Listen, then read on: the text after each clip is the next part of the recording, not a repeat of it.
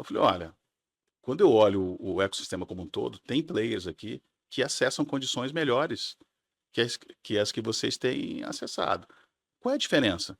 É que eles não estão trocando de O fornecedor a tempo cada, todo. cada semana. Então a condição que o De intermediário parceria de te fato, né. passa hoje não é a de parceria, porque ele sabe que na semana que vem por 50 Uhum, centavos você vai comprar de outro. uhum. Então talvez você tenha que repensar o teu modelo, porque quem está pensando num modelo mais colaborativo está tendo uma condição comercial melhor. Senta com esse cara e conversa. Do que a minha leitura é essa. 100% fez isso? Não fez. Mas uma parcela deu um passo à frente ali. Pô, legal, vou chamar para cá. Eu fui nos interme no no E às vezes no no início a condição não vai ser a melhor de todas, mas você como professor vai fazer o possível para que ele consiga evoluir, para daqui a pouco você dar a condição excelente. Então assim, é de fato uma construção, é, né. então tem uma parcela que avança, uma boa parte se mantém na base ali. Eu acho que o que você não pode fazer é entregar a ferramenta de um grupo para outro, né. Então senão você vai pensar: "Não, vou adicionar valor, minha proposta de valor aqui é olhar no meio, a médio prazo, longo prazo", e para um cliente que está pensando só no curto prazo. Você vai perder e talvez ele também não saia feliz. Porque vocês estão desalinhados, né. Então Acho que esse garantir é o ponto. esse alinhamento, essas segmentações, agrupamentos de clientes, a gente revisa com uma frequência, interessante, para ver se as nossas ferramentas estão adequadas para aquele perfil de Porque é cliente, no né. granular no É, fim, né, que é, você vai é, fazer diferença no é, ponteiro e é. tal, né. Mas É. eu acho que isso ajuda bastante a gente a ser assertivo. Vai garantir pô, que vai dar certo em todos? Não vai, mas na maior parte das vezes funciona bem, funciona super bem. E como que você acha que o papel da cultura impacta em tudo isso, né? A gente começou falando de cultura um Uhum. Sim, pouquinho sim, aqui no sim. off. Como que você acha que, eh, pra você ter essa maturidade, Uhum. seja para você ter esse olhar genuíno ali de realmente tentar contribuir, como que você acha que e a de vocês é bem forte, né, qual você acha que é o papel e o diferencial em termos de resultado, né? Eu acho que a cultura é a espinha dorsal do todo, né. Então, se você tem uma empresa onde, eu tenho a sorte, né, o privilégio de trabalhar numa empresa que tem uma preocupação pelas pessoas muito forte. Não abre mão do resultado, óbvio, não é uma organização que visa lucro, mas ela não é o resultado a qualquer preço. Então tem uma preocupação com as pessoas, com o bem-estar das pessoas, e isso se traduz no dia a dia. Porque, você ter times de venda não quer dizer que você vai ter, eh sei lá, 100 pessoas de venda, não vai ter só, tipo, sabe aquela clima de guerra? Não, reúne todo mundo, vamos para fora, agora nós vamos ganhar. Não precisa ser assim, você pode fazer isso de Uhum. forma suave, dando informação para as pessoas entenderem o contexto, e a pressão pelo resultado, ela, cara, não existe negócio de comercial sem que haja uma pressão por resultado, porque existe uma responsabilidade com a entrega.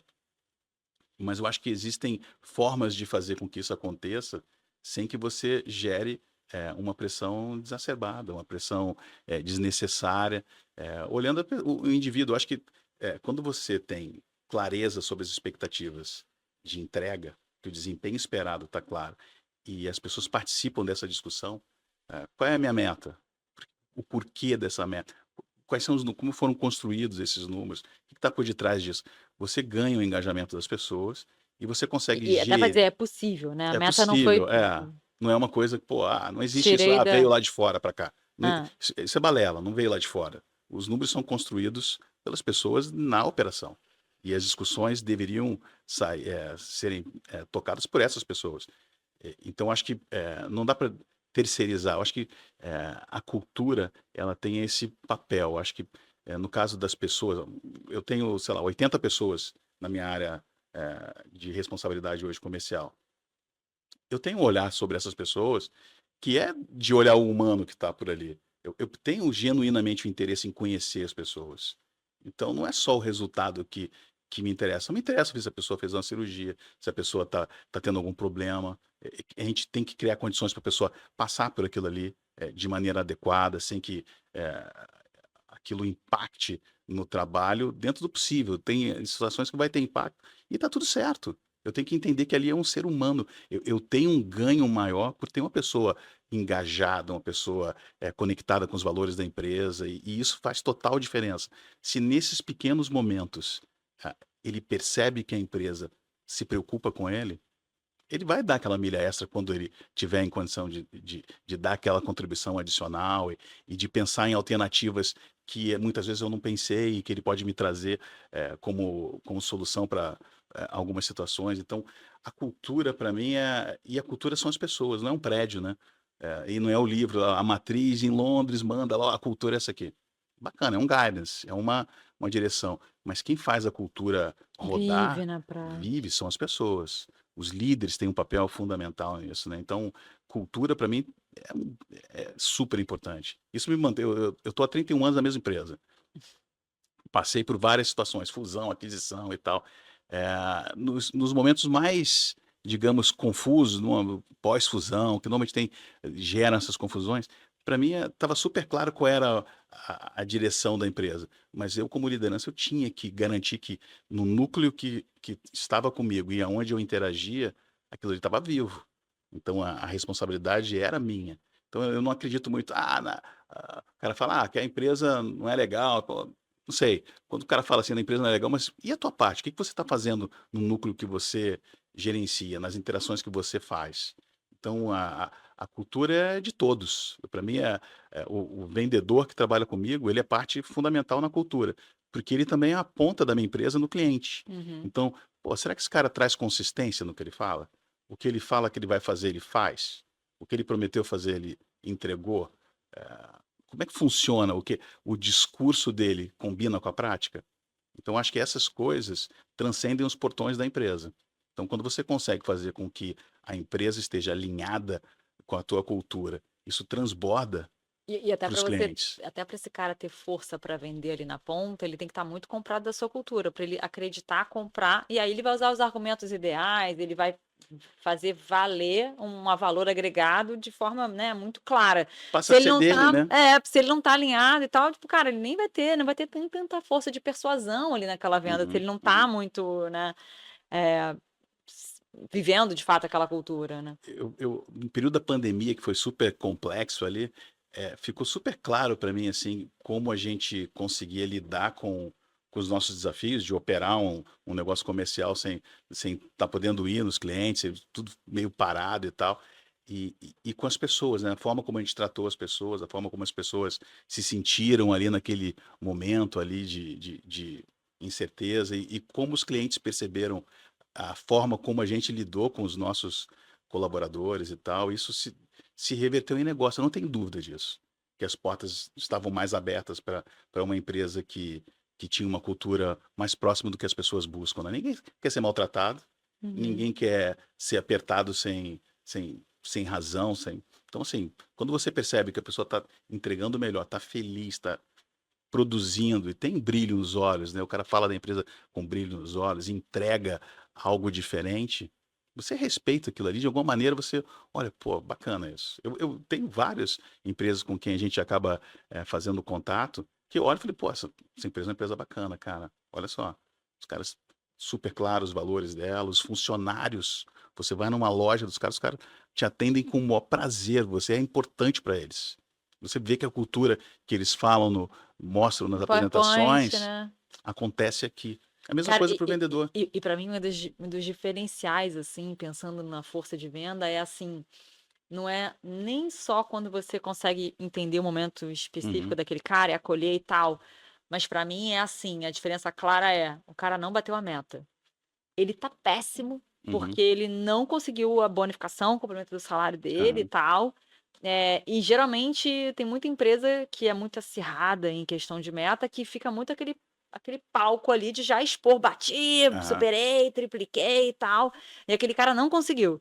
Pra mim é muita diferença de como a empresa acolhe esse cara, né, no sentido assim, não de acolher, passar pano, mas assim: "Cara, o que que aconteceu? Vamos pensar aqui, que a gente uhum. quais são, né, qual é o nosso PDI aqui, Sim, o que sim. que a gente vai fazer para que a gente consiga, né, alavancar no próximo mês? O que que a gente tem é uma construção?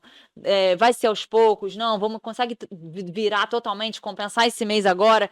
Eu acho que essa diferença de como você olha para um resultado ruim, é que para mim faz toda a diferença, porque às vezes esse cara ele não tá só desmotivado, às vezes tem uma questão, né, uma situação realmente, de mercado, do cliente e tal, né, e eu acho que às vezes o cara tem um super talento e você não tá, né, tentando dar as Conseguindo. melhores munições para ele exercer e, né, e explorar aquele talento dele. Então, para mim, essa é muito a chave, assim, de como a empresa ou ela massacra ou ela vai olhar para aquilo, cara, vamos lá botar É, fogo, faca no dente para a gente mudar gestão, isso. gestão de performance é sempre um desafio, né? Então, gerenciar baixa performance, a gente tem que entender, fazer um bom diagnóstico do que está por detrás daquela performance. A performance acontece na quantidade e no tempo que a gente quer? Não. Eu tenho que avaliar. Será que estava claro o desempenho esperado Uhum. para aquele indivíduo ali, para aquele colaborador? Depois, pô, ele dominava aquela tarefa, ele estava engajado naquilo ali? Porque muitas vezes o cara, pô, não dá só para eu dizer, ó, vai lá e faz isso, traz esse resultado. Eu preciso entender, esse cara já construiu um resultado como esse, ele já trabalhou Uhum. com esse tipo de cliente, ele precisa de suporte nisso.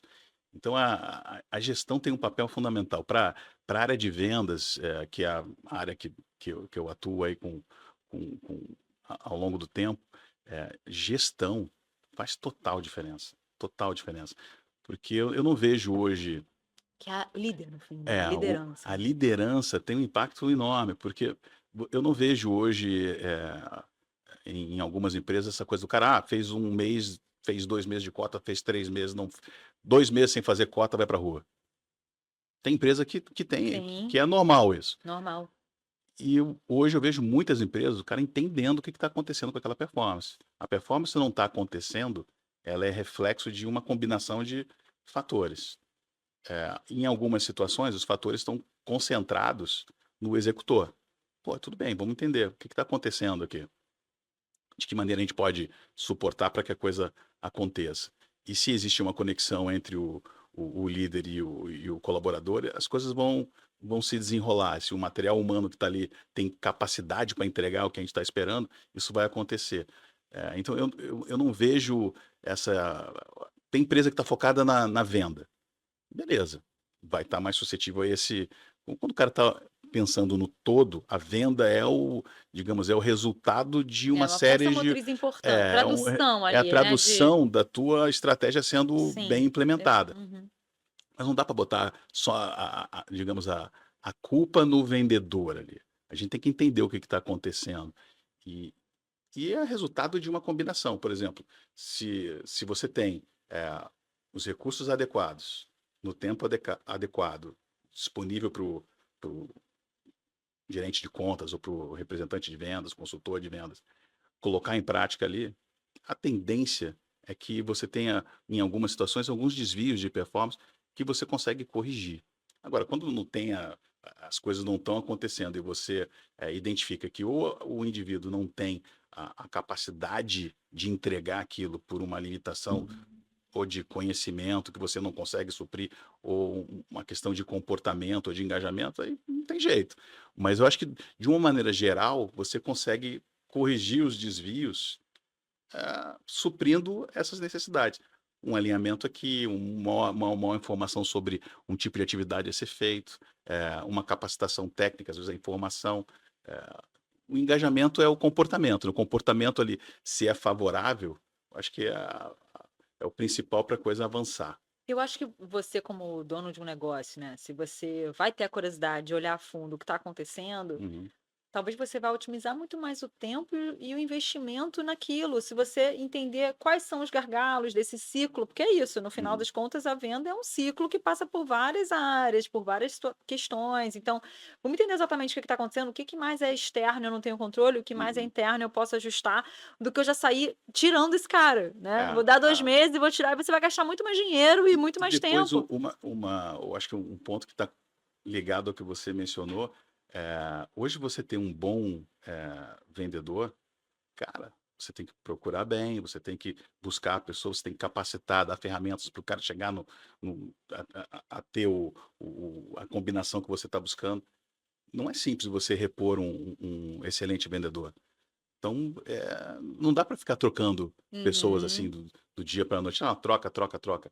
Eu Ainda mais acho. porque o relacionamento é importante É, e, também, e né. hoje, uma das coisas, por exemplo, no meu segmento, quando eu migrei para a área que eu estou hoje, que me chamou a atenção, é que muitas vezes os gerentes de conta que atendiam os clientes, eles se identificavam como gerentes de contas do cliente tal.